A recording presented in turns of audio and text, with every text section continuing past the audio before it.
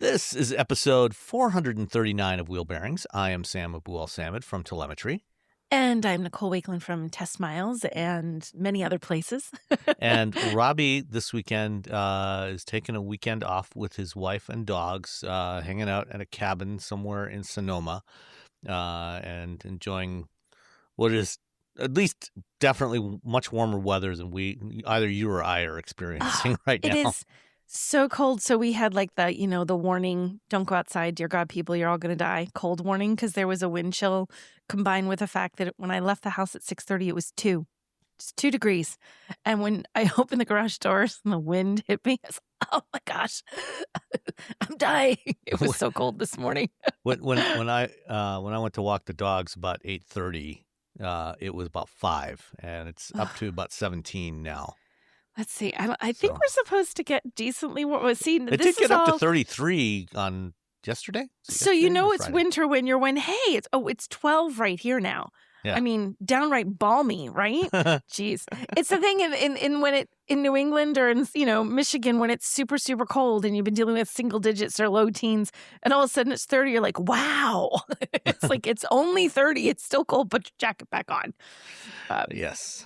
Yeah. I mean, I wear, when I walk the dogs, I wear multiple layers because like where we live to the west of our house is a golf course. So it's, pretty wide open, and we often get winds blowing across the golf course. So It gets fairly windy. So I wear multiple layers when it's this cold, because otherwise, the wind just slices through. And then once I get around the block on the other side of the block, and it's blocked by the houses, then it's not quite so bad. But yeah, it's just freezing in general because it's 2 and it's windy. Yeah. Doesn't matter where you stand. When it's 2 and it's windy, you're freezing. but my doggos with their thick double coats, they don't mind the cold. They don't care. They're fine with the cold. It's the only thing that, I mean, when it gets below 0, then they might say, okay, I've had enough of this nonsense. But the main thing that bothers them is just making sure they avoid the salt when they get salt on their paws. But it's been so cold that they've plowed the roads in the neighborhood, but they've only a couple times put down any salt in recent Everything weeks. Looks white, like the pavement is white, and when you have a lot of cars on the highway right now, it's this little cloud of salt, which is really gross. You think about how hard that is on your car, right? Because it's not just like salt shaker salt. It's this like special salt that they put on the highways, and I every time I see the cloud, I'm like, oh my God, it's just like, I feel like it's just little like monsters eating away at your car. I'm like, look at the cloud. It's like I'm driving into like a noxious fume that is like just going to degrade the metal as I go through. Well, the other thing you got to remember too, there's less daylight now, so you're going to be relying on your headlights more because there's more chance you're going to be driving in the dark. Mm-hmm. And when there's salt on the road, that salt is also going to end up on your headlights. Yeah. And so, before you go out, if you live somewhere where it's cold like this, just have a rag in the garage or wherever, or next to where you have your keys, and just go out. When you go out, wipe off your headlights, because you're going to have a crust of salt on your headlights. Wipe that off, so you get some light, at least for a little while. It's that weather where you don't realize how compromised your vision is between the salt in the air and the short daylight and the garbage that is on your headlights. Take an extra second so you can see where you're going. I have had now 2 weeks in a row vehicles that have had problems. It's so cold. The windshield washer fluid is not squirting out of the washers. It was, now it's not. And I had that all week last week. Had it happen today, and I was like, crud, because there was some salt stuck, like dried on the way.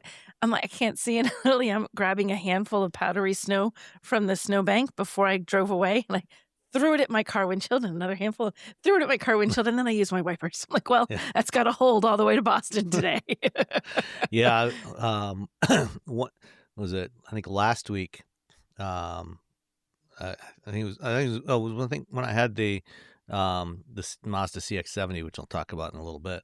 I hadn't put I have a cover, and this is another thing. If you park your car outside in this kind of weather, it's not a bad idea. You can get these covers that drape over your windshield. You can put your wipers up. Well, that's the thing. On a lot of newer cars, because for aerodynamic reasons, the trailing edge of the hood kind of comes up over the wiper blades, and so you can't lift your wiper arms up in the air anymore like you used to, or you still can on a lot of cars, but you can't Not all of them. on Yeah. many newer cars. But even if you can't lift your wiper blades up, you can get these covers. They're pretty cheap, and it hooks onto your mirrors and and your side doors, just to keep the snow and ice off the windshield. And then when it's time to go, if it's snowed overnight, just take that off, give it a shake, throw it in the back of the car, and your windshield is nice and clear. And you're also less likely to get that salt or snow and ice build up on your wiper blades, or rather on your washer nozzles. So that'll help as well. I currently have on the driver's side of my window, because there was so much muck yesterday when I was driving, and I was driving at night, and I was using the washer fluid like crazy because it was so. I got up this morning and it's blue. Like the bit of ice is now light blue. So it's matching. Like, well, I was using a lot of fluid. It literally looks like you put blue ice up there. It's like a little scene from Breaking Bad. What is that is stuck to the side of my windshield? So what have you been driving? I have been driving. It's kind of cool that I was driving this. I had the Palisade last week, and this week I have the Ioniq 9, which I think is kind of neat because I sort of went from the second-gen Palisade, right? Wasn't the second gen on the Palisade? Yeah. And it's their gas vehicle, to the first gen of their 3-row electric vehicle. I like the Ioniq 9. It's, the styling of it is sort of a love it or hate it thing. It's very bulbous from the back. And it's very flat in the front, has these massive lights. Right now, it's funny. You don't realize how much, just in general, this isn't a Hyundai thing. The, safety systems and all of the things that it sees the road and does all that, nothing works right now because there's so much snow on the car and salt on the car, like you were talking about. This isn't specific to this vehicle. Anything runs into this. This is not a Hyundai, take. Yeah, things this like is a car cameras will get covered up by ice and salt. I went to back up, and my backup camera just was brown. Like, I couldn't see it. So I'm like throwing my arm over the rear seats, backing up. My daughter's like, "Go, Mom." I'm like, "I did this for years before we had a camera." Well, even the radar sensor on the front will, I've had it get crusted up. As you're driving, it might be clear when you leave, but as you're driving, the slush and stuff from the other vehicles builds up on there, and you'll get this crust of ice. Yeah. It just crud. It doesn't take much. It's you get the dirt, you get the muck, it takes out those sensors, it covers them up. You could be at a gas station and clean them all off, and then 5 miles down the road, you get all the warnings again. And the good thing is it does give you the warnings. So you get the warning saying, hey, some of your systems are disabled because the sensor's blocked. It was all the sensors. I think this Hyundai warns me for every single sensor. We were laughing this morning. It was like, this isn't working, that isn't working. And again, not a Hyundai. It's just technology in general does not like this kind of weather on cars. It really, really doesn't like it. But really nice to drive. Actually it's been a crummy week. We've had probably, in the last week, probably half a foot of snow altogether, a couple of decent little storms. The roads have never really cleared up, kind of like it was for the Palisade the week before. So it's slushy and messy. Now, what's interesting is I put it in, they have a terrain button. There's drive modes that are just regular drive modes, and terrain if you're like in mud or snow. And I put it into snow mode because snow, and noticeably better traction. Everything gets better because it automatically flips back to the regular mode, whether you have eco, sport, and I think it's normal they have for settings.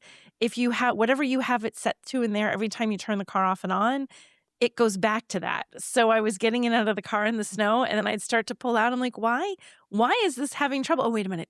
Click that terrain, snow mode. Now we're good. So it actually truly did make a difference because I noticed it every time that it turned itself off when I got out of the car.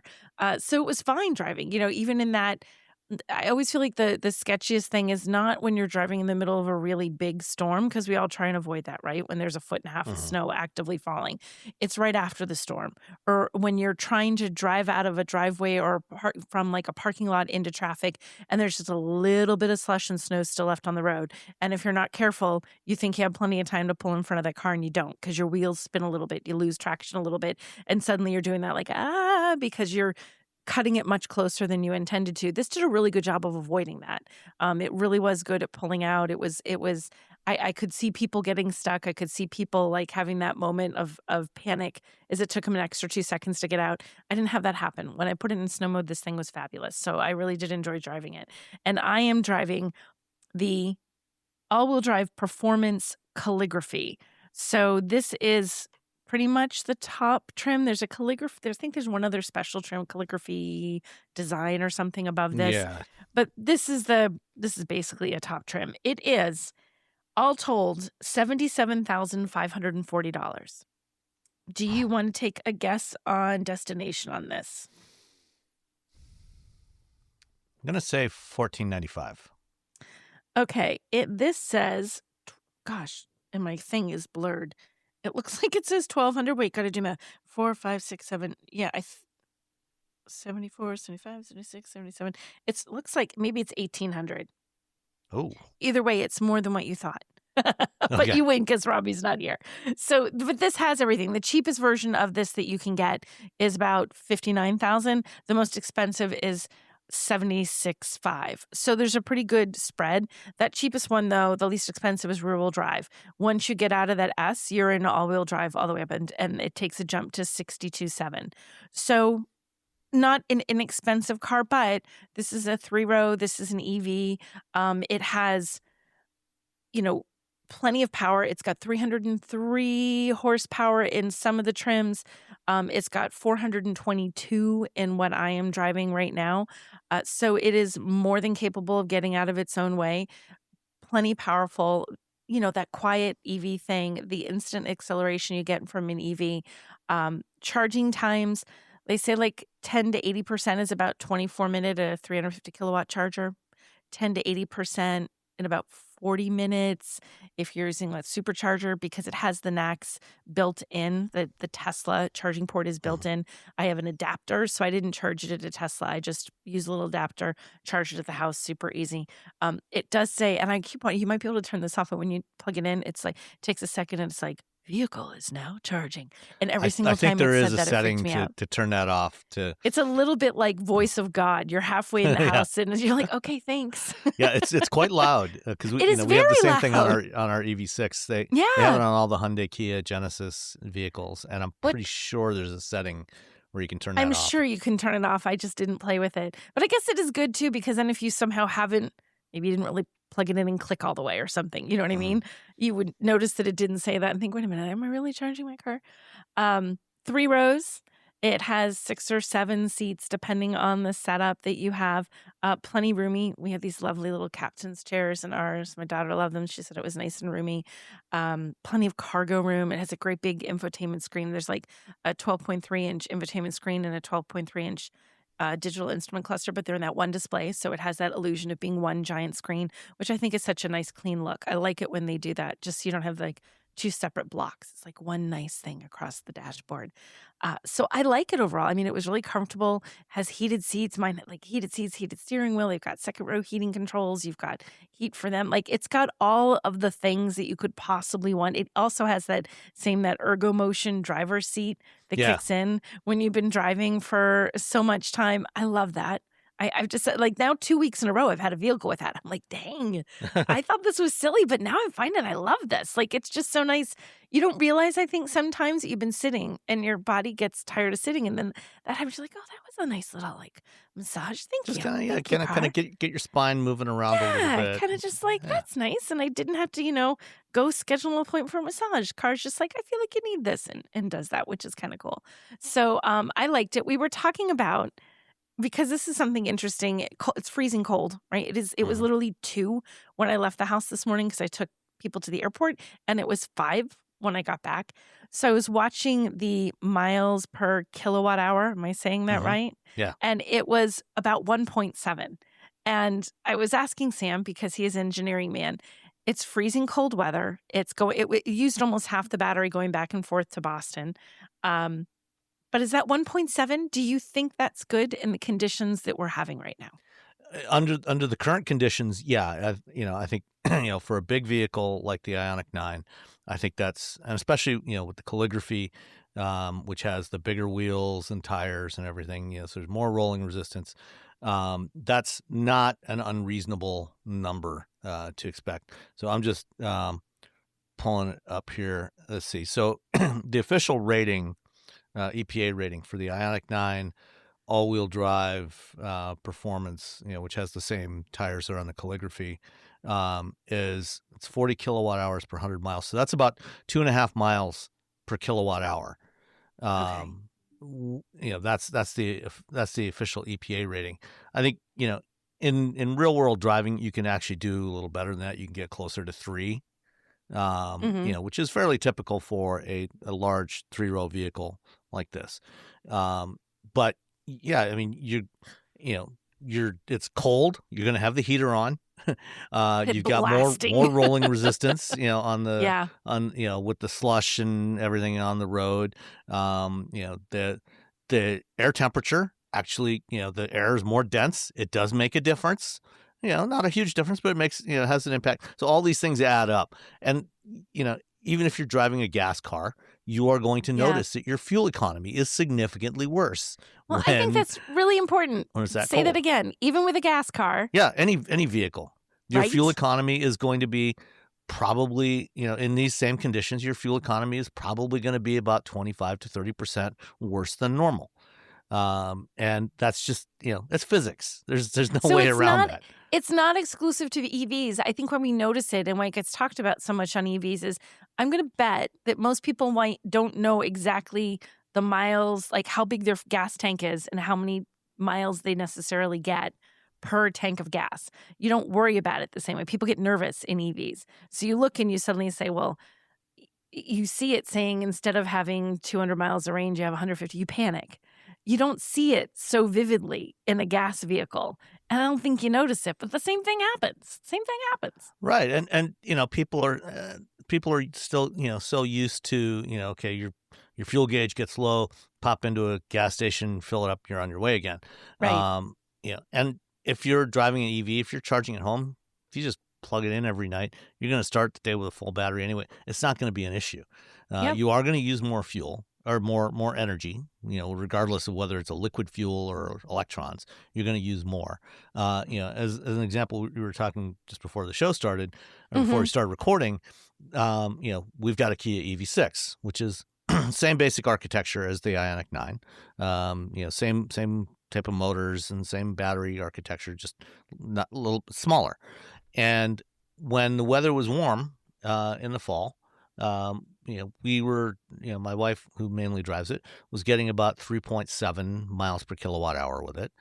Right now, she likes to have the car nice and warm and toasty when she gets in the car. She doesn't like to get into a cold car. Me neither. And, in the past, when we had our Civic, it had a remote start, but, she'd have to open the garage door, reach out, hit the button to open the outside garage door, and then remote start the car to warm it up. And then it's sitting there burning gas for 10 minutes, until it gets warmed up. With the EV6, now she doesn't even open the garage door because it's electric. Just hit the button, remote, she has the temperature set where she wants it, hit the remote start. And after a few minutes, it's nice and toasty warm. But, when she goes to the gym or whatever every day, she does that when it's cold like this. And so, she's been averaging, because sometimes the car might be sitting there for 10 minutes warming up. And when it calculates that energy consumption, it's doing it based on the total amount of energy it used since you started, regardless of the number of miles. And she's not driving a huge number of miles. So right now she's averaging about 2.1, 2.2 because she's using the heater and she it's only she only plugs it in once or twice a week anyway. Yeah. So a lot of the times when she's doing that, because she knows she's got plenty of battery available, right? And so she just starts it, remote starts it, and it's using up the energy from the battery, and it doesn't matter.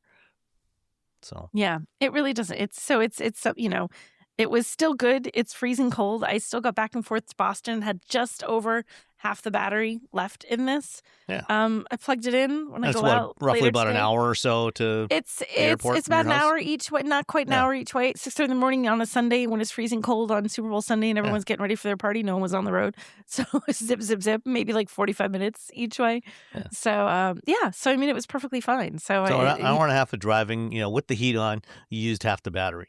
Yeah. And if it was, if it was warmer weather, you would be using a lot less than that. Exactly. And even if you were taking a road trip, in this kind of weather, you got 3 hours of driving range, and for most people, 3 hours, is about the time when you need to get out, stretch your legs, drain your Right. bladder, and maybe grab a cup of coffee. You can stop at a charging station, plug in. In this thing, the Ioniq 9, you can be charged up in 24 minutes or so. Mhm. And that's enough time to, like I said, to hit the restroom, grab a Yeah. cup of coffee, stretch your legs, and then be back on the road again. Exactly. So it was very easy to live with for the week, and it was interesting to have having just had the Palisade and having this, the differences between the two, like the similarities. They look different, but it still feels like a Hyundai, both of them. Mhm. But it's basically what's changing is what's underneath between the gas and the EV, and they drive differently. It was sort of just a perfect comparison. It's like not one isn't really better. It's just, do you want that EV driving experience? Or do you want that gas driving experience? So two very different experiences. And I don't know that one is better. It's just different.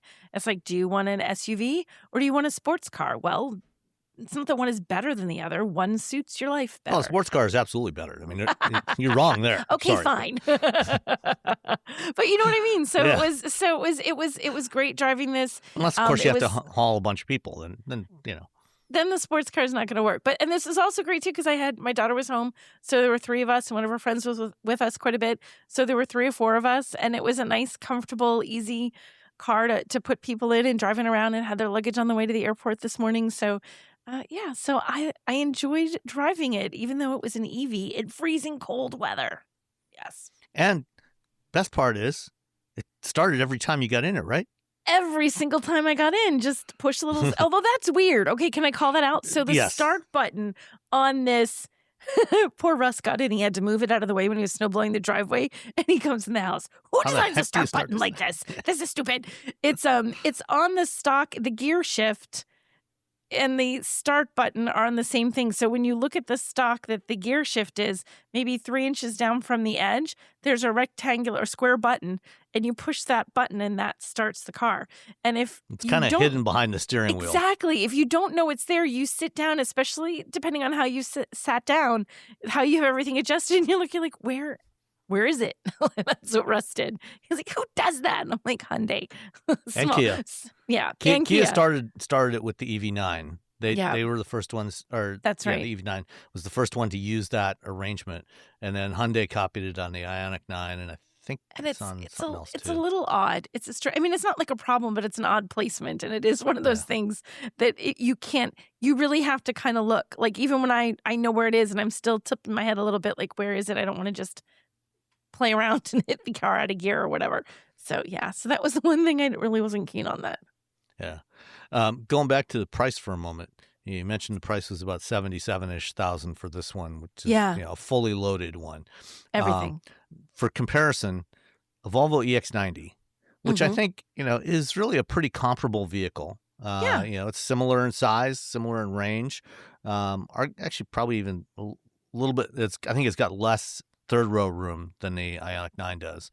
Okay. Similar performance. It starts at $81,290. Yeah. So there you go. Yes, the Ioniq 9 is not inexpensive, especially in the calligraphy trim, but you can also get lower trims, that are in the low 60s, that are, quite nicely equipped for that price point. And that's, even fully loaded, you're still several $1,000s less than the entry point for an EX90. Mm-hmm.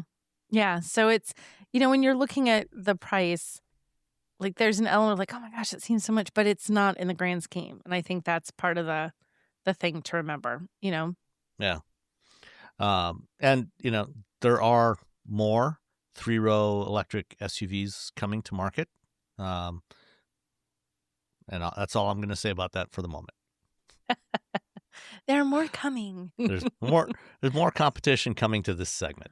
Yes, So. there's more competition. It'll be interesting to see how things roll over the coming months and years. So, all right. This episode is sponsored by BetterHelp. It's February and the focus on relationships is stronger than ever. Regardless of what you've heard about Cupid, there's no such thing as a perfect relationship. Sure, it may look like other people have it figured out, but the reality is everyone and every relationship requires at least some work. Now, therapy can be that guidance. An imperfect life is the norm, but talking with someone as a couple or individually can help you reduce the stress and anxiety of trying to navigate the world of love on your own. So whether you're married in a long-term relationship, just started dating, or single, therapy can be support needed to move towards a better relationship or help you determine what you want in your next relationship. BetterHelp makes finding the right therapist easy by matching you with your therapy goals via a short questionnaire. And if the first therapist doesn't quite fit, BetterHelp has over 30,000 fully licensed therapists in the United States. So whether you're trying to strengthen your current bond or looking for ways to make your next relationship stronger from the start, BetterHelp can assist you. Sign up and get 10% off at BetterHelp.com. That's BetterHelp.com. Para mi familia, siempre estoy en mi mejor momento. Por eso también quiero lo mejor en mi cocina. Y eso significa solamente huevos de Eggland Best. Siempre tienen un sabor tan fresco y delicioso, con 6 veces más vitamina D, 10 veces más vitamina E y 25% menos grasas saturadas que los huevos comunes. Entonces, ¿por qué darle menos a tu familia cuando pueden tener lo mejor? Eggland's Best. Mejor sabor, mejor nutrición, mejores huevos. Did you know you can support Wheel Bearings directly? Head to patreon.com/wheelbearingsmedia and you can become a patron today. Your contributions will help fund the platforms and tools we use to bring the podcast to you. And exclusives and improvements are already on the way thanks to your generosity. So if you want to be part of an automotive podcast like no other, head to patreon.com/wheelbearingsmedia. We've updated the Wheel Bearings merch store, and now there's a whole bunch of new choices, new colors, new styles, T-shirts, sweatshirts, hoodies, hats, mugs, travel mugs, stickers, aprons, tote bags, you name it. You can get your Wheel Bearings merch at shop.wheelbearings.media. Go check it out. That's shop.wheelbearings.media. Well, I had a car that started off as a 3-row gas or plug-in hybrid, or actually mild hybrid or plug-in hybrid SUV. And then Mazda decided to make a version of it that simply discarded the third row and rebranded it from the CX-90 to the CX-70. Literally the only difference between a CX-70 and a CX-90 is there is no third row in the CX-70. Mm-hmm. They got rid of those parts. That's it. Those parts. I mean, pull them out. all the sheet metal is exactly the same. Everything else about these vehicles, the CX-70 and the CX-90, exactly the same. Same powertrains, same everything. From the driver's seat, you literally cannot tell which one of these you're driving in. But when you open the tailgate, you can definitely tell because there's a huge cargo area in the back of the CX-70. Now, granted, if you had bought a CX-90, you could get the exact same cargo space by simply folding down the third row. Mm-hmm. And then you still have that third row available in case you ever need it. Exactly. But if you absolutely know that you're never, ever, ever going to want to carry more than 5 people in the car, then you can get a CX-70. So I had the CX-70 Premium Plus, which has it has the standard powertrain, which is a 3.3 liter turbocharged inline 6-cylinder engine, which is an absolutely lovely engine. I'm a huge fan of inline 6-cylinder engines, always have been, because they're so smooth. I love the Hurricane 6-cylinder and the Stellantis products. Love this thing. Love BMW inline 6s. This particular one is what they call the eSkyActiv G. So SkyActiv G is their SkyActiv engine family with gas as the fuel. eSkyActiv means that this one is a mild hybrid. So it's got a 48-volt mild hybrid system on it. So there's a belted starter generator and 48-volt battery. When you come to a stop, or under certain conditions, even when you're driving, it could be coasting. It can turn the engine off when for the auto stop start, because it's a 48-volt system. It can keep the engine off longer, because a lot of times with 12-volt systems with auto stop start, once the battery level starts to gets down to a certain voltage, they have to restart the engine, even if your foot is still on the brake pedal. And that's when you feel it the most. The restart is when your foot is still on the accelerator pedal, because you kind of got a load on everything, and then you might feel a shudder. In this case, the 48-volt motor restarts it very quickly, with a lot of power, and it can keep the engine off typically throughout an entire traffic light cycle. So, from the time you stop until the light turns green again, it can keep the motor off, keep the engine off, because it's got enough power in that 48-volt battery to power all the other systems in the car without running out of juice. So the Premium Plus rides on 21-inch alloy wheels. The one that I had was finished in melting copper metallic, which we had a few days of it was very nice and sunny out, and against the snow. That this color looks fantastic. Personally, I think I would still go with Soul Crystal Red, but Mazda's got it when it comes to colors. Yes, they have some boring colors. They have some whites and blacks and stuff. You have to have at least a couple boring colors. But for the colors, when they do colors, they do them so well. And the melting copper just looks fantastic, especially in the sunlight. Would you get melting copper, or would you get the red? I think, maybe for something like the CX-70, I might go for the melting copper. Yeah? If I was getting a CX-30 or a CX-5, I'd probably go with Soul Crystal Red. Okay. Absolutely, for a Miata, absolutely Soul Crystal Red. Required, yes. Yeah. But either way, they're both great colors. You won't be disappointed. You won't be bored looking at it. So this one, the Premium Plus, you get things like heads-up display. There's 8-way power driver seat, lumbar support, memory for the driver's seat, heated front seats, leather steering wheel. This one it's got two 12.3-inch displays. It still has the central control knob, which I know you hate, Nicole. I'm okay with it. But that's going away on new models, starting with the new CX-5. The new CX-5 just goes straight up touchscreen. It's got Alexa built in. This one's got Mazda's infotainment system that they've had for a little more than a decade now, which you may or may not like it. If you use CarPlay or Android Auto, the screen actually does have touch capability, and so when you're using Android Auto or CarPlay, you can touch the screen and control it instead of using the central controller. Although in the very cold weather, the screen in the car I was driving was acting a little finicky. It didn't always respond correctly. But it's got all the usual array of driver assist features that you expect: blind spot monitoring, lane departure warning, adaptive cruise control, all that sort of stuff. Vehicle exit warning, so that if the corner radar, if there's somebody in the back seat, corner radar detects a car coming up in the lane to your left, somebody might be getting out.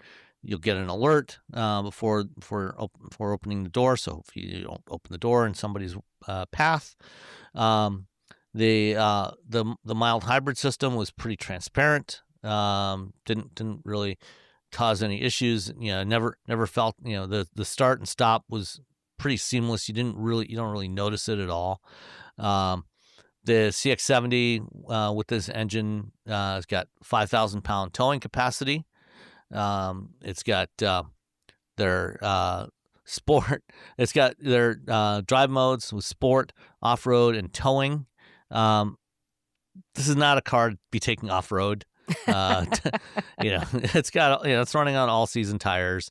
Yeah, it's like it's fine on a gravel road or something like that.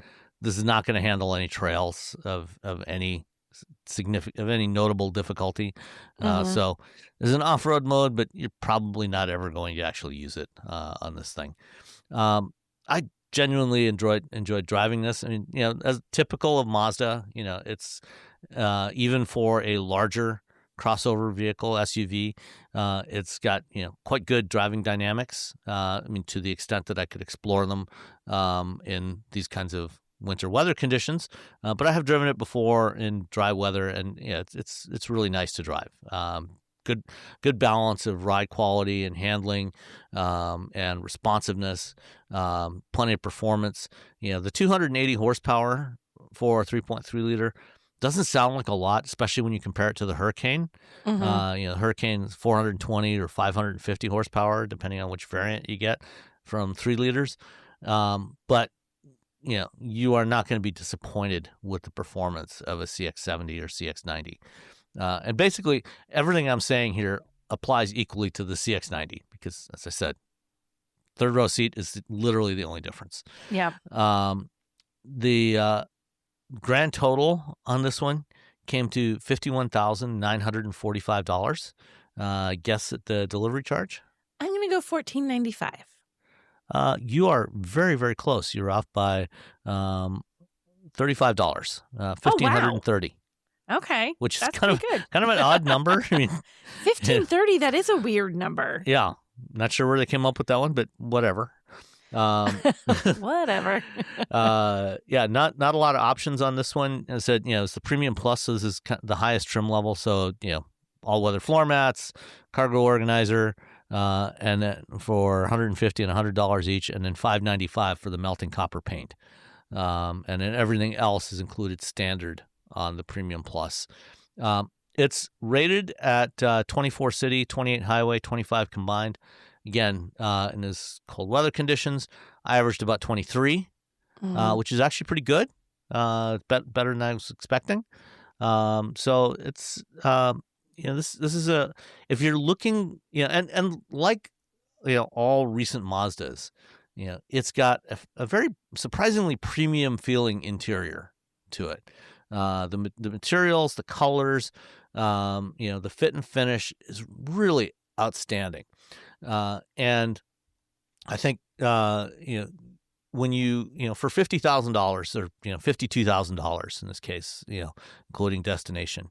When you look at some of the other products that are out there at that price point, in a similar type of vehicle, this feels way more premium than most of the competitors. To get something comparable from a lot of other competitors, you are going to pay many thousands more. Like if you compare this to, say, a Toyota Highlander. This feels way more upmarket than that vehicle. Or I think even I'm trying to remember how much was the Palisade calligraphy. I mean, that was close to $60,000, right? I think that was close to 60. Let me see. I'll look. Yeah, it's the thing is, Hyundai. It's interesting to compare the two because Hyundai puts a lot in a vehicle, but it doesn't have I don't think they get the premium feel as well done as Mazda. Like, it's sort of like every Mazda feels nice. Every Mazda looks a little bit upscale. Every Mazda has a pretty... If you step down really low in Hyundai's trim lineup, you start to feel that they're not as premium. Mazda does a fantastic job at making their cars just look like, ooh. Yeah, I mean, even if you get the base models, like our daughter, she has a CX-30, which I think she got not the base S trim, but like one level up. But even in the base, CX-30, it feels like sitting inside it, it feels like a much more expensive car than it is, and it starts under $30,000. Which is kind of amazing. And that's something that I'm driving the, what is it, CX-5? They're doing a first drive of this week. Yeah. And I can't wait to see it because it has the new screen. Woohoo. But also, I love their cars. I always am excited when I get to drive them because they do such a nice job. Like, I genuinely like Mazdas. The thing that held me back was that infotainment setup that I really didn't like. That would have made me stabby during the day. But the fact that they're changing that makes Mazdas far more appealing to me, and I already like them a lot. So, yeah, I'll be talking to interviewing Tom Donnelly, who's the head of Mazda North America, on Tuesday afternoon. After I land elsewhere in California for a different program, I will be having a chat with him. We'll have that conversation with him on the show next week. Cool, excellent. So that is the 2026 Mazda CX-70 3.3 Turbo Premium Plus. Oof, that's a mouthful. Yeah. All right, let's move on. Okay. So let's go back to Hyundai for a minute. I think it was the Brussels Motor Show this week. Hyundai unveiled a new model there that we are not going to see here in North America anytime in the foreseeable future, likely. Although you never know, because Hyundai has this partnership that they did with GM for some vehicles, which I think includes like vans. And Hyundai has this really interesting van called the Staria, which you've been to Korea. I'm sure you've seen lots of these things on the road in Korea. Yeah, they're everywhere. Yeah, it's a really uniquely designed van, which I think actually looks really cool. I think it's a cool looking van. It's a cool looking van if you're a van person. If you don't like vans, you're like, whoa, what's this? Yeah. Actually, sorry, it was in Stuttgart that they showed it, not at Brussels, in Stuttgart. So they unveiled the Staria camper concept in Stuttgart. And this is they're doing an electric version of the Staria. So up until now, it's had just internal combustion powertrain, but they've launched an electric version of the Staria. And they created a camper version of it. Right now it's a concept, but my guess is that Hyundai usually builds these sorts of things. It was at the Caravan Motor and Touristik Trade Fair in Stuttgart. Ooh. And that's CMT. And the Staria is a pretty good sized vehicle. It's a big, fairly, I would say like a mid-size. It's not as big as something like, say, a transit van, but it's bigger than the older compacts like the Transit Connect and some of those types of vehicles. So it's more of a mid-size, but it's 3-row. I guess it's probably similar in size to an ID Buzz. Yeah, I would think it looks like it. Yeah. And it has sort of ID Buzz vibes in a certain way, not the cute, fun retro thing, but just in the styling, the shape of it looks I mean, it's got ID the camper pop top like you would find on older VW bus campers. And I'm trying to remember. I think let's see. It's got export power that can put out 2.6 kilowatts of electricity, 2.6 kilowatt hours of electricity per day. Let's see. I'm trying to remember the range. It's got the same eGMP architecture as the rest of the Hyundai Kia Genesis EVs. So it's an 800-volt architecture. It'll charge from 10 to 80% in 20 minutes. The standard version is 218 horsepower, which is adequate. I've driven like the EV9 with that same powertrain, but it's front wheel drive rather than rear wheel drive. But again, for a van, that's fine. Yeah. They've got an estimated WLTP range of 400 kilometers, which is about 280-ish, 290 miles. So EPA is probably going to be, real world is probably going to be around 260 or so. And that's probably adequate. It's better than what you get out of the ID Buzz. But this is something that Volkswagen hasn't built yet with the ID Buzz. They haven't built a camper version of it. And, there's a lot of people who've been waiting for VW to build a camper version of the ID Buzz, and Hyundai has done it with the Staria, with the electric Staria. This looks fabulous. Like I'm clicking through the pictures of how the interior morphs to give you basically a huge area that's a nice flat bed inside. You've got a little kitchen inside. It has that pop top, so you have all that light. It's really a cool design. A little table thing that pops out, slides out in the back. There's a thing for a shower where you can have a shower. Like, it's really cool. I like this. I think it's neat. If you didn't want, it's a great idea. I would love to see it end up here. I would love to see it just be made. Forget here. I'd love to just see them make it. But it's always, you never know with the concept. Is this just an experiment to see what people think? And if people like it, will they come back and say, yeah, we're going to build it, guys? Or they like it and say, okay, you guys love this, but we can't build this. Like, you never quite know what they're going to do. I hope they build it. It looks cool. I think they probably will. You think they will? And at the very least. And have it here? And have it in the U.S.? Well, it depends. It depends Okay. on what comes out of this partnership with GM. Okay. Because they've talked about having working on vans together. So I could definitely see GM possibly offering a version of the Staria, branded as a Chevy. Whether they would do the camper here. I think what might happen is they might end up working with a third-party upfitter, which to be fair is what Volkswagen always did. I mean, they worked with Karmann Right. to build the microbus campers. So I think you could see Hyundai partnering with somebody to they would ship them the vans and then have them upfitted with all of the gear. Put the pop top on there and various other things on there. So I hope that they build something like this. It'd be cool to have an option for something like this, especially in North America. Yeah, it would really be great. I think it would be cool. Fingers crossed, because I want to see this one happen. Okay.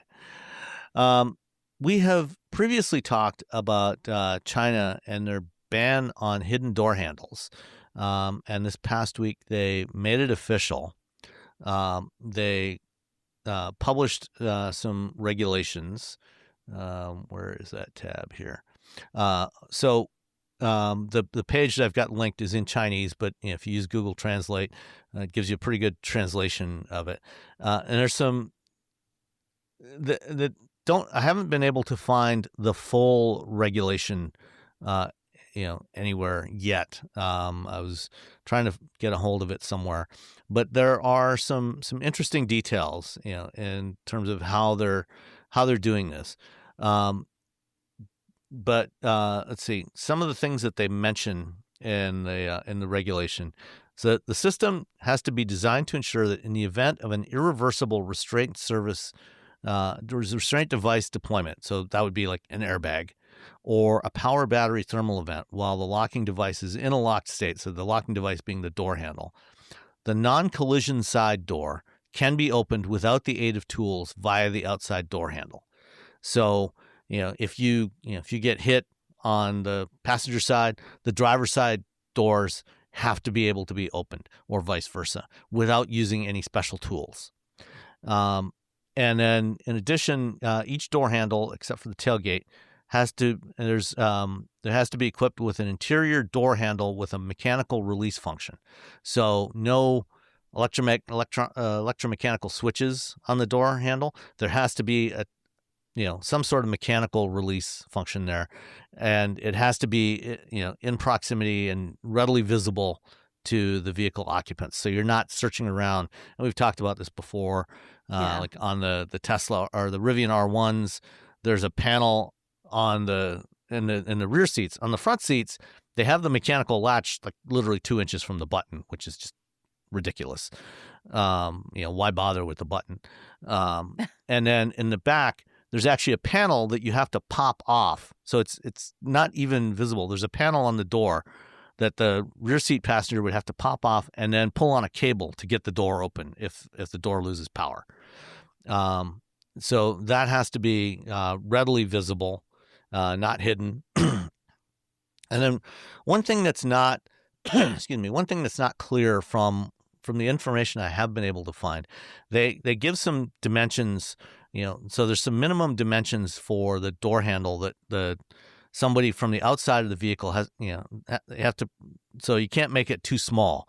It has to be certain minimum size that you grab to open the door without any tools. It's 60 millimeters by 20 millimeters by 25 millimeters. So about 2.5 by about 3/4 by an inch dimensions. So reasonable sized door handle, so you can grab it with your hand.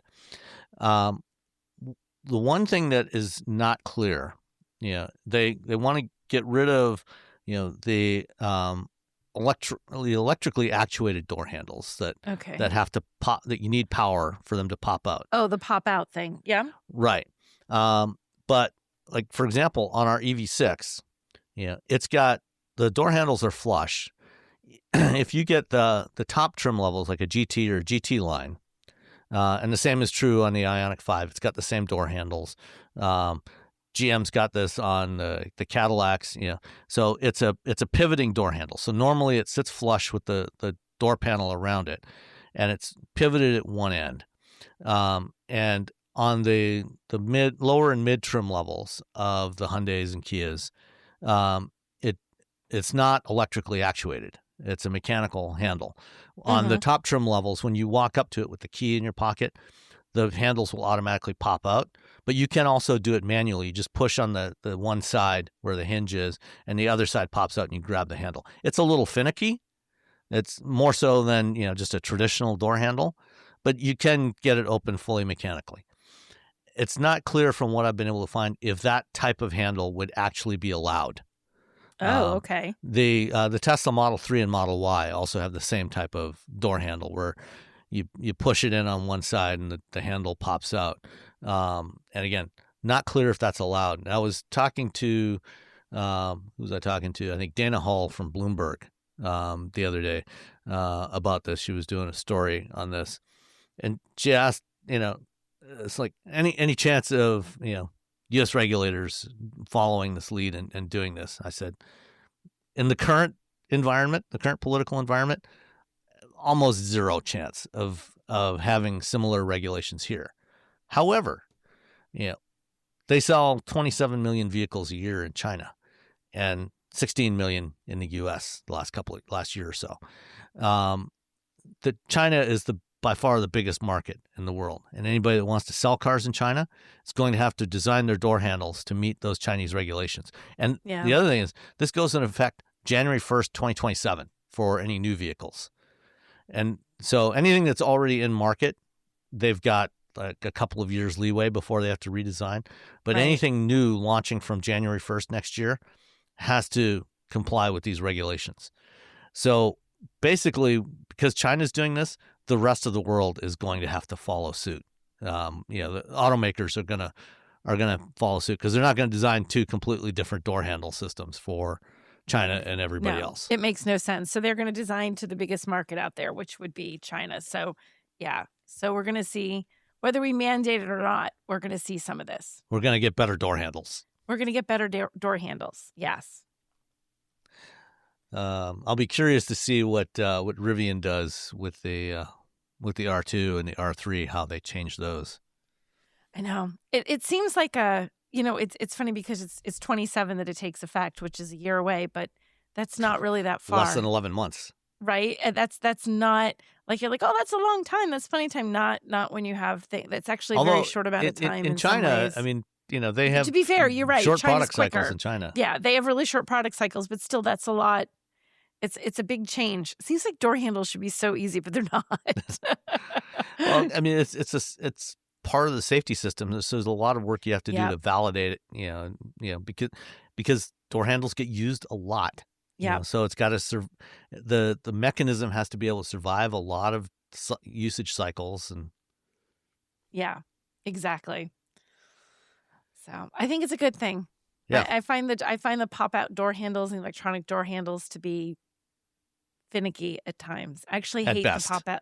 I hate the pop out door handles in the winter. Hate them, all of them. Yeah, well, I mean, you and I have both experienced ice storms. where your Mhm. car gets encased in, 1/8 or a 1/4 inch or more of ice. Yep. And at least with traditional door handles, you can grab that and pull it and, crack the ice open and, and get the door open. With some of these, with the flush handles and that, fortunately, our car is parked in the garage when it's not in Mhm. use. So it's, unless an ice storm happens while we're out and about somewhere, it's not going to be as much of a problem. But, yeah, it's, even with a mechanical one, if it's flush, you can still have problems. Yeah. And I also don't like them, and this sounds like the silliest thing, the ones that are at an angle when they pop out, that you're just grabbing, like they don't pop out Yeah, well, flush. that's what I'm just. I mean, that's what the Yeah. Kias and Hyundais Well, have. That's what our car that they has. drive me crazy because if they're wet, even in the summer, you go to grab Yes. them and your hand slips off, and it's sometimes just like you catch. It's just I don't. Yeah, no, they're too finicky. Yeah, they're a Yeah. little bit finicky for something that you have to use all the time. Yep. All right. So next up, Jaguar. We saw last year the concept version of the Type 00, Jaguar's new electric GT 4-door GT car. And now Autocar got invited to northern Sweden to drive a prototype of this thing. I don't know if you had a chance to watch the video or look through this. I did not have a chance to watch the video, but I did have a chance to look through, and I've seen a couple of different people talking about driving this. It was a small crew that they brought out there, and yeah, it's interesting because the feedback is everyone was afraid it wouldn't feel like a Jaguar, but apparently it does. Yeah, the way they describe it, I think the subhead here was, let's see, rides like an XJ, drifts like an F-Type. So the XJ was their old big sedan. Right. And one of the things about the XJ was, it was always renowned for having fantastic ride quality and decent handling. And so this, they say it rides like an XJ, and there's a video where you see them drifting around on the frozen lake in this thing. At least the launch edition is going to have 3 motors and 1,000 horsepower. And depending on the mode and the driving conditions, it's going to have different power bias. So it's a 350 horsepower motor on the front and 2 motors on the rear axle, combining to 950. So you get a total at any given time, a total of about 1,000 horsepower, which is absurd. Like in a good way, that's but a lot. also absurd. It's a lot of horsepower. And Mercedes Jaguar has said that, like, with their new reinvented Jaguar, it was not going to be the sort of mass market luxury that it was before. The things that it wasn't the easy, sort of more attainable luxury, that they were going to go super, super, super high end exclusive. And when you look at numbers like that and you see the car, you're like, oh yeah, this is going to fit that. Yeah. It's not going to be affordable at all. It'll be worth it because it'll be 1,000 horsepower, but it's not going to be something. It's not. Yeah, I mean, this launch edition will or probably be in the neighborhood of $200,000. Right, exactly. It's going to be really pricey. Yeah, they say that in rain, ice, or snow, it'll vary between 50 to 75% rear bias for the power. In comfort mode, it'll be 54 to 80%. And then in dynamic mode, it'll be 65 to 98% rear biased. So you're basically going to get almost 1,000 horsepower at the rear wheels with this thing in dynamic mode. But it'll vary based on the conditions. So they wanted it to feel more like a rear wheel drive car, but still have the benefits of all wheel drive. For better traction, better launch, a little more controllability. It looks like it's going to be pretty impressive.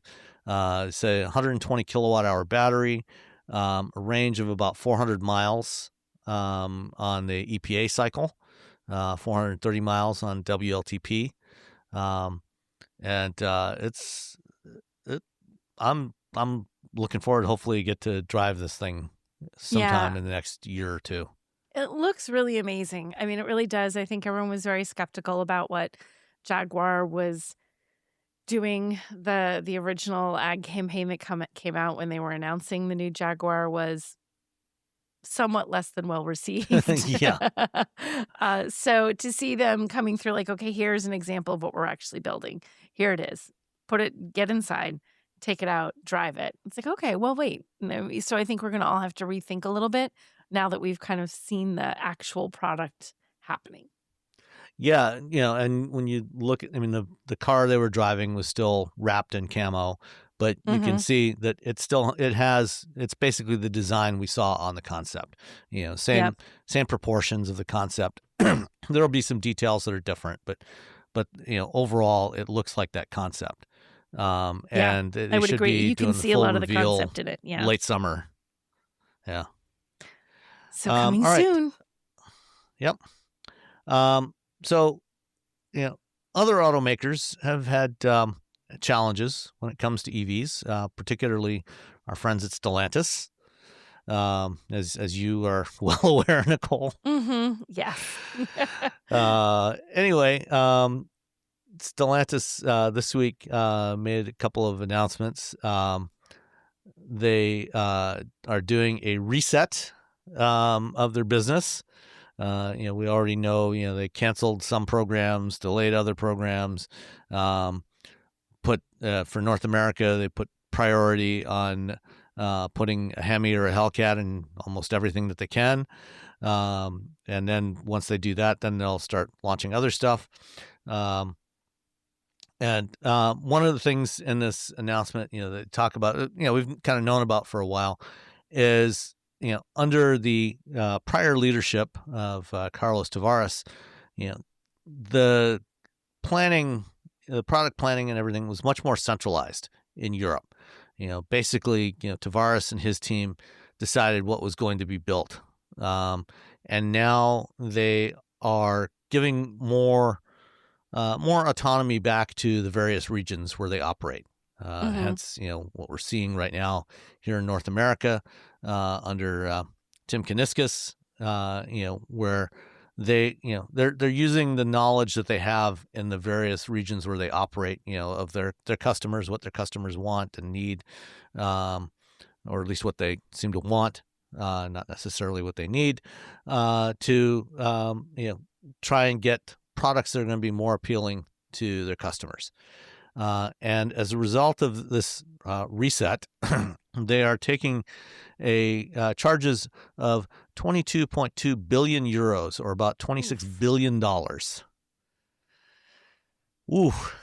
That is a lot. Yeah. And it's I think they're all struggling. Every company, like, Ford took a big write-off.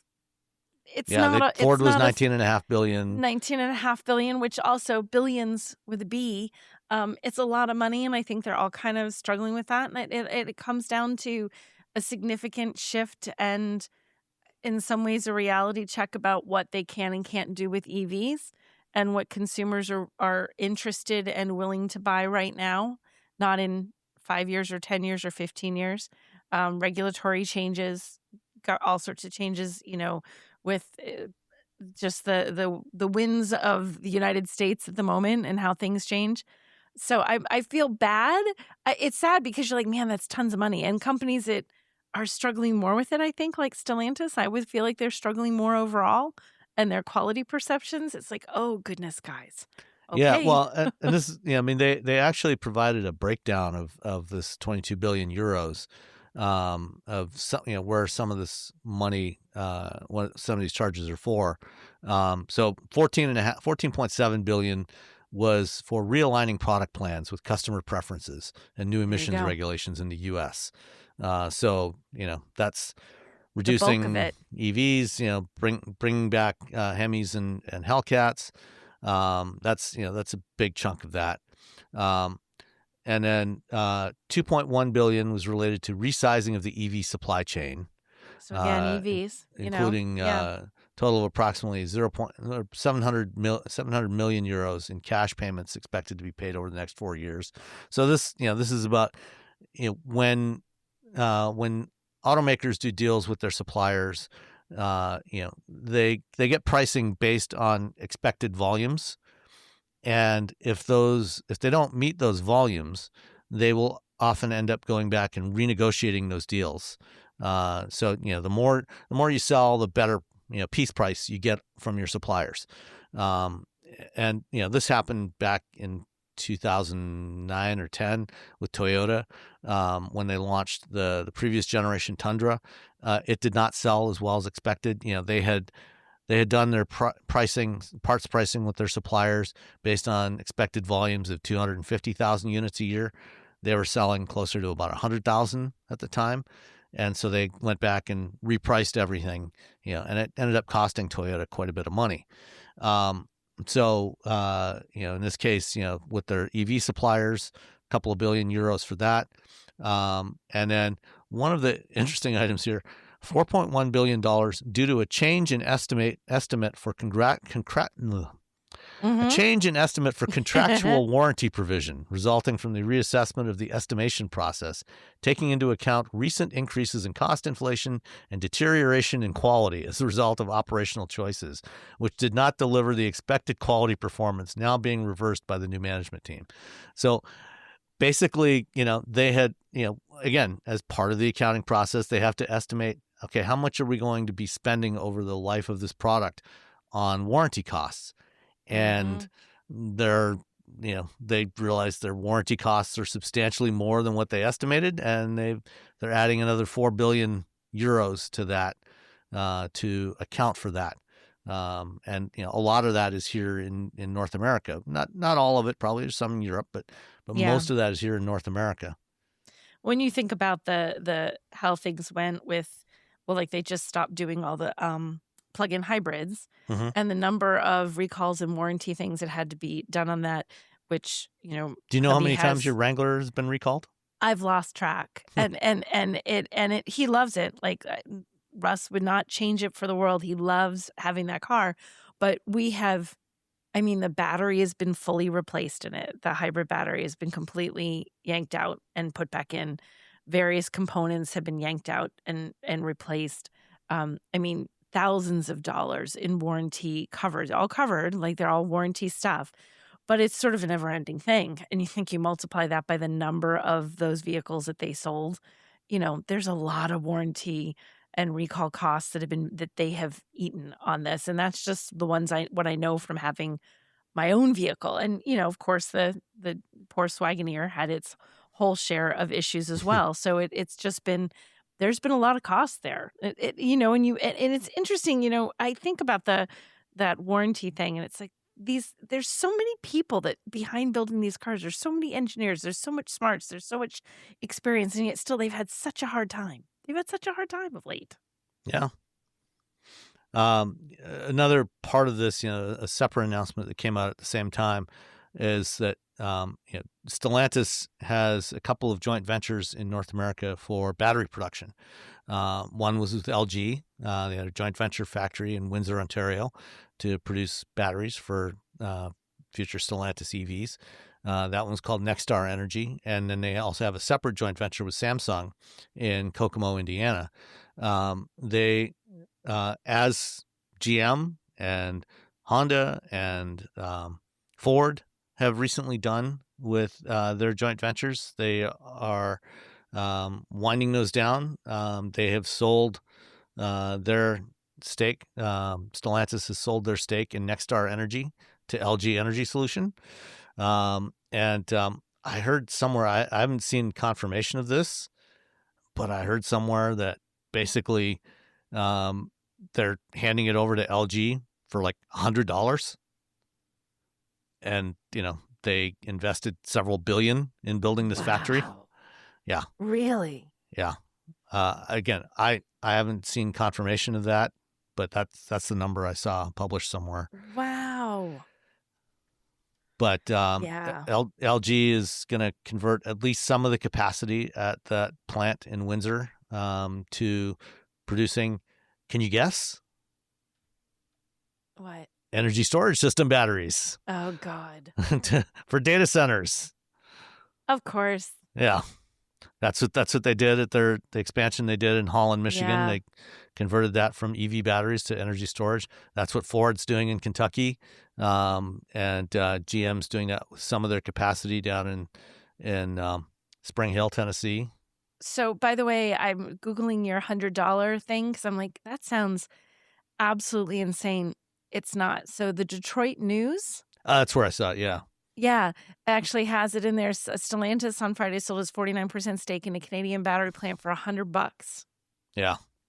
And I think $100. Summer Ballantyne wrote that story, I think. And she's a good reporter. So Yes. I don't think she would have published that if Right. she hadn't gotten confirmation. So, yeah, so and literally $100. They're 49%. I'm surprised they didn't just do it $100. $1, just nominal. Yeah, I'll sell that. Well, I for guess $1. $100 Canadian is about $1 US. So yeah, for $100. Wow. Yeah. I mean, that's just like fire sale. Let's get rid of it. I guess you're sitting on a get rid of it. Take the loss, get rid of it, and move on. Yeah. Which Write it off and write it off, be done with it. Yeah. So yeah, that's going to be another source of energy storage batteries for the coming years. And when I spoke to LG last year, when I visited their plant in Holland, Michigan, they said, yeah, we expect huge demand for energy storage batteries going forward, both for data centers, but also for grid stabilization, support, renewables, things like that. So, all right. So how do you feel about hatchbacks? I like hatchbacks. I think they're versatile little things. I am pro hatchback. What about you, Sam? I am a huge fan of hatchbacks and wagons, especially on smaller cars, because, when you look at modern compact sedans, like Civic, Elantra, Corolla, all these, not maybe less so the Corolla, but a lot, most of these have shifted over the last 10, 15 years to designs that have a fastback profile. Yes. And so what you end up with is, usually, a reasonably sized trunk volume, but a very small opening to get stuff into that trunk. So you can't fit big things in because the opening is teeny tiny. Yes. And so Jalopnik, they did one of their things where they put up a question for readers and posted some of the responses of, which cars would be better if they had a hatchback or liftback, according to their readers. First on the list was the Miata. I don't know. The Miata definitely needs a hatchback. I mean, the Miata is so cute the way it is. Don't mess with that. Yeah. I don't know that I feel that. I feel like the Miata is that one I disagree with because I just think the cute little fun little tiny impractical but stupidly fun car to drive. Just leave it alone. Yeah. It's fine just like it is. But most normal sedans, absolutely. Camry, Accord, Civic. I mean, you look at the current generation Civic. You got the sedan and the hatchback. And the hatchback is actually a couple inches shorter, but, they look very, very similar in profile. And, with the hatchback, you get 24 and a half cubic foot of storage space behind the rear seats. Whereas in the sedan, it's about half that. It's about 13 cubic feet. I feel like any sedan you could change and make it a liftback or hatchback and it would be greatly improved. And then the Lucid Air. Now, this is one I don't entirely agree with. Why not? Because the Air, the trunk lid on the Air, it's this sort of clamshell design that wraps around the sides. It's a little different. This isn't just a standard trunk that just opens from the top. It kind of opens from the side. So the whole trunk lid wraps around the side of the car. So it's like some crossovers, like the Audi Q5 has always been like that. And there's some others. And so when you open it, you've basically got full access to the trunk volume. It has a huge, the opening is exceptionally large for a trunk. Yeah. So it's very easy. It's very easy to store larger items than you might think in the back of that car. Although if you did make it a hatch, and had the rear glass tied to that trunk lid and have it open at the top, and then you have a folding seat, you would actually have a really huge volume in there. So it would be gigantic. Yeah. Ford Mustang, yeah, absolutely. Sure. Mustang, for the type of car it is, the Mustang has a pretty reasonably sized trunk volume, but again, very Right. small opening. Yeah, very tiny. Yeah, it's the Honda Civic Si. The SI is the one trim level of the Civic that you can't get as a hatchback. The Type R is hatchback only. All the other variants are hatch or sedan, but the SI is sedan only. And then the Tesla Model 3, again, same kind of things as what I said about the Air. It's actually got a reasonably sized opening there. The picture that they include in the story has the trunk open, and it's actually a decently sized opening. It is a pretty decent size. I mean, it would be better if it was a lift back, but it's not prohibitively small. That's the thing with trunks. They can be, even if they're a big amount of space, it's all about how large that trunk opening is. And suddenly you're trying to wedge things in because that space, the opening is just too small, and you just try to shove a lot of luggage in, and it's hard. And the Cadillac CT4, same thing, same story there. Yeah. And then the Audi RS3, and they actually have a photo of an RS3 hatchback, which is only sold in Europe. It's not available in North America. They only sell it as a sedan. That'd so be they awesome. have a hatchback. They just don't. They've done it. So that's not adding one. It's just like, bring it here, please. Yeah. And the Genesis G80, Subaru WRX. Same story with all those. I think they'd all be better with hatches. I think most cars, if you could find a way to do a hatchback, there's some out there that are really good the way they are, but I wouldn't complain about making more cars into a hatchback to make that trunk more versatile. Yep. All right. Next up. So this is one that I was hoping to talk to Robbie about, but he's not here. Do you want to hold it for Robbie? Yeah, we can. It's about 3D printed pistons for Formula One engines. Let's hold it for Robbie then when he's here. Yeah. Okay. We'll hold that one for Robbie. Hold. That's next week. Forget Sam mentioned it, everybody. Jim Farley, for some reason, still posts on that site owned by that guy that is a Nazi. But he posted something earlier this week with some teaser images of the new upcoming $30,000 electric pickup truck. And you don't really get an idea of what the thing is going to look like yet. But there's some interesting shots in here of some of the work that's being done, and including using large unicastings for the first time, which I've talked about before. But this is the first time that we actually see one, coming out of the quench bath after it comes out of the mold. So you see this huge aluminum die cast part. That is huge. Big part of the structure of this vehicle. And then you also see somebody else working on buffing the front end of one of the prototypes of this truck. So looks like this thing's going to have a very smooth front end. Let's see. And then a couple of images, or an image showing the work they're doing in the wind tunnel and the aero efficiency of this truck. Yeah. And then one that is labeled as the best part is no part, but the second best part is one that serves multiple functions. And it's hard to tell exactly what this part is, but you see a couple of guys with big smiles on their faces looking at it. So it must be exciting if you're an engineer.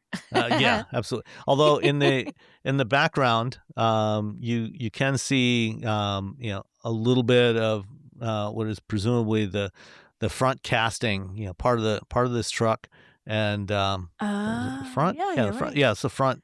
I'm gonna go with front. The front wheel well and casting. Yes. And if this is the truck, it looks like that's the windshield there between their heads.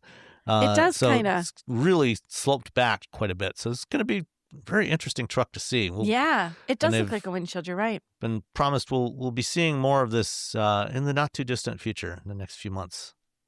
They've also, Ford, while we're still on Ford, has made some additional promises. 5 new cars under 40K by 2030. That's 4 years, just anybody who's counting. 4 Yeah. years, including a mid-size electric truck.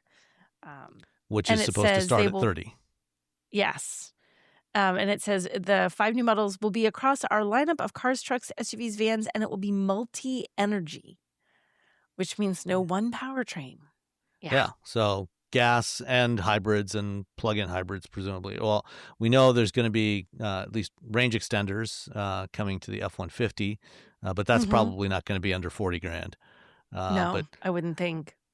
one thing that's interesting in this story here, these measures and those through these measures and those upcoming inexpensive products, Ford communicated to dealers, and this week they had the National Automobile Dealers Association conference in Las Vegas, and all the automakers have meetings with their dealers during that event, during the NADA.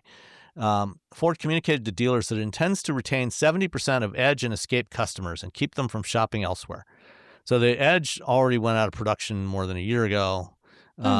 The Escape ended production in December, although they built up a bunch of inventory that'll keep them going for a few more months. But, I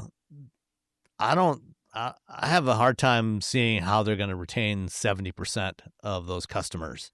I don't, it just feels like, I guess depending on what they introduce, but the cars are gone. You know what I mean? Like, so if you're one of those customers and you're looking for a new car anytime soon, you're not going with a Ford. You know what I mean? Like, you'd have to, I don't know. We'll see what happens. They could retain a good number of it. I'm sure a lot of Ford loyalists will wait and see what's on the horizon. But it does potentially, the delay in those are gone. The supply is gone in a couple of months of what's left. And then what? If they don't have them ready to roll. Some of those Escape customers will buy Bronco Sports, but Possibly, the problem is that they don't have enough capacity because they build the Bronco Sport and the Maverick both in their Hermosillo, Mexico plant, and they're building as many as they can now. One of the things that limits their ability to sell Mavericks and Bronco Sports is, they only have that one plant building them. Unless they're going to add production of one or both of those vehicles somewhere else, it's going to be tough to retain Escape customers with Bronco Sports or Mavericks. Some Edge customers might step up to an Explorer, but I think actually what we're probably going to see that that we haven't heard yet from this is, when I visited Ford's Marshall, Michigan battery plant last June, they told us that they're working on as many as 8 different vehicles from this universal EV platform. So the $30,000 pickup is just the first one, but there's a bunch of other body styles going to be built on that same architecture. So perhaps what we will see, beyond 2027, so the truck is supposed to launch, go on sale early next year. Maybe that's going to be followed up by a new compact crossover built on that same architecture. So that would, if they do that and can sell it, in that, low to mid $30,000 price range, that could keep some of those Escape customers. But I think a lot more than 30% of those Edge and Escape customers are probably going to go buy a RAV4 or CRV or Tucson or one of the other competitors. I think you're right. I think a lot of people could go to other, because there are very competitive options out there. So I think there's a good chance. It's a nice goal. It doesn't say they're definitely going to hit it. It just says we think we can keep 70. We'll see how that rolls out for them. Good luck.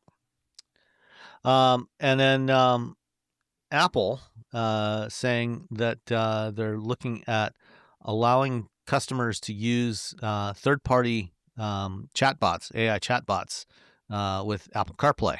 I think that's kind of cool, actually. And it's Do not you confirmed. use chatbots? I don't, but I think it's kind of a neat idea. I haven't. I've never thought about using them in my car. So, but I think that's neat. Do you use Siri with CarPlay? I use Siri, but I just use Siri all the time. Yeah. It's not like I shouldn't say I don't mess with other ones. I'm all about Siri. So if they gave you the option of using ChatGPT or, Siri, the next generation Siri is going to be based on Google's Gemini. Right. So you'll have that. But, if you could use ChatGPT or Claude or something else, would you consider trying those out at least? I mean, I would definitely try them out. I think, especially if you're using those, like if you're using ChatGPT for other things, depending how much it can connect with the other knowledge it has about what you've been doing, that sort of seamless from your desk to your phone to your car situation. That'd be cool. Okay.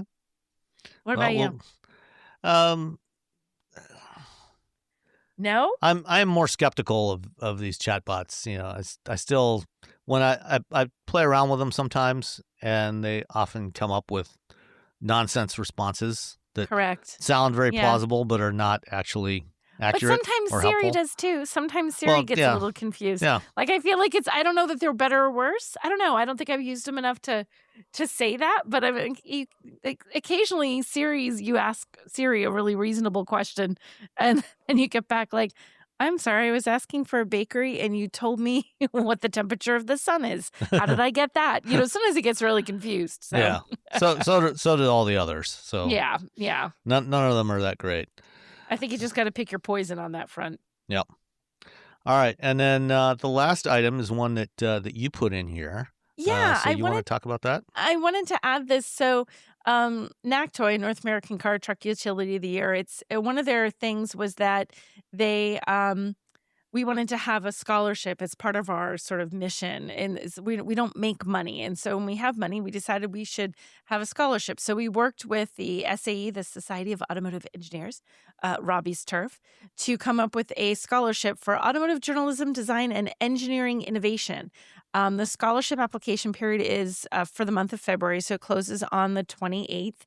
And you can go to SAE. We'll put the link in the show notes, and they can show you what the requirements are. But it's going to be to help undergraduates and graduate students who are pursuing these careers actually have a little bit of extra money to pursue something in automotive, and it's specifically automotive focus.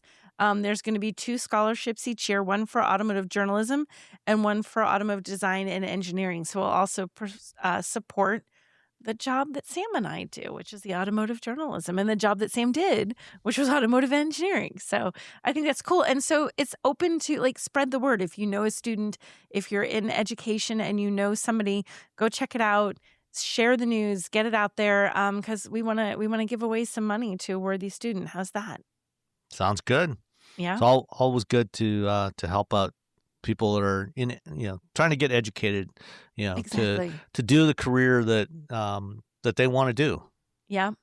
Any help you can get. So, if you're looking for a scholarship, some kids who are pursuing this, check it out. You can find it at SAE. If you go there, they have a section with all the various scholarships that SAE offers, and NACTOY is on there. Or you can check out the notes Sam will have up there. He'll put a link in there so that everybody can click and find the link, and please apply and share it. And good luck. I hope we get to give some scholarships to some worthy people. Excellent. And one last item. Any progress on your car shopping hunt? Are you currently on pause? I'm currently waiting for... in a holding pattern as I'm trying to decide. I'm going back and forth. So I haven't yet. And who wants to test drive a new car in New England right now, right? Yeah. But it's in a holding pattern. I have some thoughts. I'm going back and forth on some things. Ruled some things out. Still question marks about other things. So no news yet, Sam. No news yet. All right. Well, keep us posted. I will. All right, everybody. We will talk to you next time. Bye. Bye. Como mamá, siempre quiero lo mejor para mi familia. Por eso quiero lo mejor en mi cocina. Y eso significa solo huevos Eggland's Best. No importa cómo los cocines, siempre saben frescos y deliciosos. Y tienen más vitaminas D y E y el doble de omega 3 que los huevos regulares. Entonces, ¿por qué conformarte con menos cuando puedes tener lo mejor? Eggland's Best. Mejor sabor, mejor nutrición, mejores huevos.